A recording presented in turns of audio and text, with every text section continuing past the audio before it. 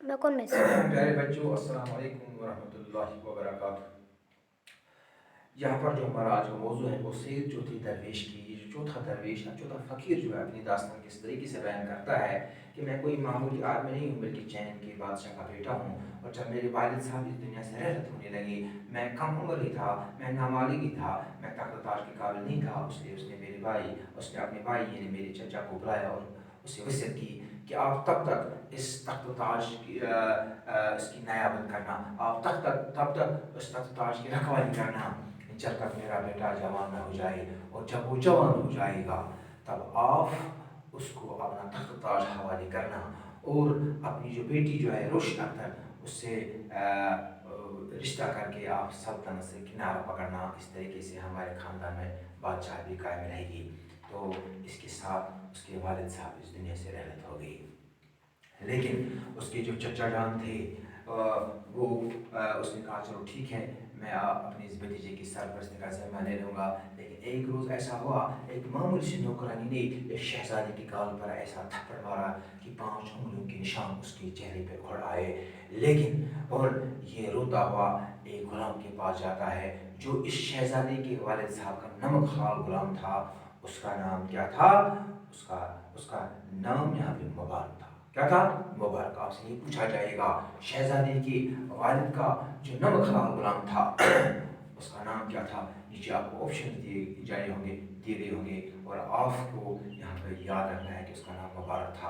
اور مبارک کے پاس ہوتا ہوا گیا، اس نے کہا کہ ایک نوکر نے میرے ساتھ ایسی بدسلوکی کی، تو مبارک نے سوچا کہ اس کو چچا کے پاس لے چلوں، شاید اس کی حالت دیکھ کر اس سے تخت و تاج کے حوالے کرے گا۔ لیکن یہ جو اس کے چچا جان تھے وہ اندرونی دل سے یہ نہیں چاہتے تھے کہ اس کو میں تخت و تاج حوالے کروں۔ اس کے دل میں ایک کانٹے کی طرح چبھتا تھا یہ شہزادہ، اور اس نے اوپری دل سے پوچھا نجومیوں کو بلاؤ جو تاب کالم جانتے ہیں، رمالوں کو بلاؤ جو زمین پر لکیریں کھینچ کر یہ بتاتے ہیں کہ کون سا مہینہ، کون سی گھڑی، کون سا سال مہرت مبارک ہے کہ اس کی شادی سر انجام کروں۔ لیکن وہاں پر اس نے جب دیکھا کہ انہوں نے کہا کہ یہ سارا برس جو ہے نحس ہے، اگر یہ بخیر عافیت کٹا تو اگلے سال اس کی شادی کریں گے۔ تو اس نے کہا کہ اس کو ذرا محل میں لے جا، تب تک یہ کھیلا کرے گا جب تک یہ پورا نہ یہ جو سال ختم ہو جائے گا۔ لیکن یہ جو شہزادی کا چچا تھا اس کے دل میں یہ بات کھٹکتی تھی۔ اس نے مبارک سے کہا کہ کسی نہ کسی طریقے سے شہزادی کو کسی پھرے میں مار ڈال اور اس کا دغدغہ میرے جی سے نکال۔ لیکن مبارک شہزادی کے والد کا نمک حلال غلام تھا، اس نے اس شہزادے سے یہ کہا کہ آپ میرے ساتھ آ جائیے، اب آپ کے بچنے کی صرف ایک ہی تدبیر ہے، وہ یہ ہے کہ ہم ملک صادق کے پاس جائیں۔ آپ کے والد صاحب نے اس کے ساتھ دوستی کر کے 39 بندر لائے تھے، اس نے سب دکھائے۔ جب انہوں نے وہ دریچہ کھولا اور زمین پر سے جب وہ پتھر ہٹایا تو اس کے اندر ایک عمارت تھی، اس کے 4 مکان تھے، وہاں پر ہر مکان کی دالان پر 10 کھمبے سونے کی زنجیروں میں جکڑے ہوئے تھے، اور ہر ایک کھمبے پر ایک سونے کی اینٹ اور ایک بندر جوڑا کا بنا ہوا تھا۔ لیکن ایک مٹکا دیکھا، اس پہ مٹکا تھا نہیں، اس پہ بندر تھا۔ اس نے کہا صرف اس بوزنے کی کمی ہے، اس ایک بندر کی کمی ہے، اگر یہ آپ کو مل جائے گا آپ کو تخت تاج بھی مل جائے گا، آپ اپنے مقصد میں بھی کامیاب ہو جاؤ گے۔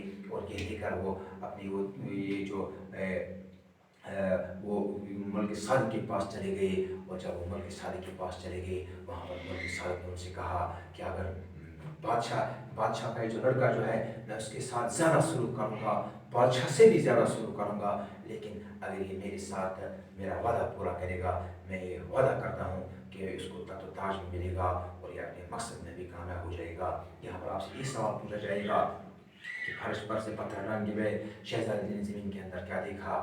یہاں پر آپ سے یہ پوچھا جائے گا یہ جو شہزادی کا والد تھا، شہزادی کا جو چچا تھا، کیا وہ شہزادی کا ہمدرد تھا؟ کیا وہ شہزادی کا دوست تھا؟ کیا وہ شہزادی کو مارنا چاہتا تھا؟ یہی چیزیں آپ کو معلوم ہونی چاہیے کہ وہ شہزادی کو مارنا چاہتا تھا۔ اور مبارک شہزادی کا دشمن تھا، دوست تھا یا ہمدرد تھا؟ آپ کو معلوم ہونا چاہیے جو مبارک ہے یہ شہزادی کا دوست تھا۔ جو ملک صادق نے شہزادی کو ڈیش کیا، کیا اس نے اسے ناراض کیا؟ کیا اس نے اسے خوش کیا؟ کیا اس نے اسے ختم کیا؟ نہیں، اس نے اسے خوش کیا۔ شہزادہ ڈیش بندر لانا چاہتا تھا، ڈیشواں مطلب 21واں 25واں یا 40واں آپ کو ذہن میں ہونا چاہیے. وہاں پر 39 تھے، آپ اسے 40واں بندہ لانا ہے. یہ پورا سبق جب آپ کے ذہن میں ہوگا تو آپ کسی بھی آبجیکٹو کا جواب دے سکتے ہیں. مجھے امید ہے کہ آپ کو یہ سمجھ میں آیا ہوگا. باقی بس